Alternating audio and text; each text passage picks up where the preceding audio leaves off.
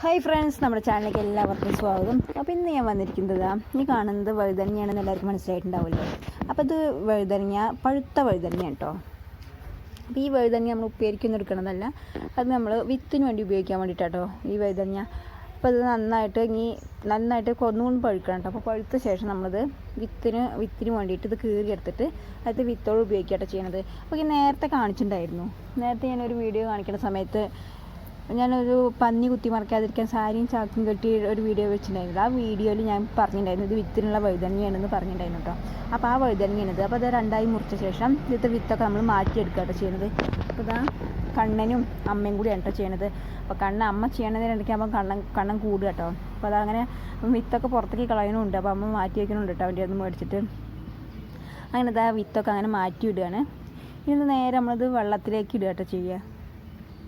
വെള്ളത്തിലേക്ക് ഇടുമ്പോൾ നന്നായിട്ടത് ഊറ്റിയെടുക്കുമ്പോൾ നല്ല ഫ്രഷ് വിത്ത് കിട്ടും. അപ്പോൾ അതങ്ങനെ വെള്ളത്തിലേക്കൊക്കെ മാറ്റിയിട്ടുണ്ട്. അപ്പോൾ ഈ വിത്താണ് നമ്മൾ ഇനി അടുത്ത പ്രാവശ്യം വഴുതനയ്ക്ക് വേണ്ടിയിട്ട് ഈ വിത്ത് ഉണക്കി എടുത്തതിന് ശേഷം പാവിയിട്ട് ഉപയോഗിക്കണം കേട്ടോ. തെയ്യ് എന്നിട്ട് നമ്മൾ നട്ട ശേഷം വീണ്ടും നമുക്ക് അങ്ങനെ വിത്തിനുള്ള വഴുതനങ്ങ കിട്ടും.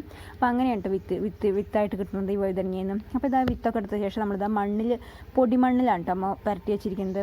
പൊടിമണ്ണോ അല്ലെങ്കിൽ വെണ്ണൂറുണ്ടാവില്ല, അടുപ്പ് കത്തിക്കുന്ന വെണ്ണൂറിലോ പരട്ടി വയ്ക്കാം കേട്ടോ.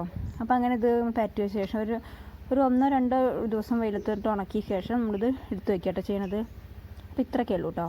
ബൈ, അടുത്ത വീഡിയോയിൽ കാണാം.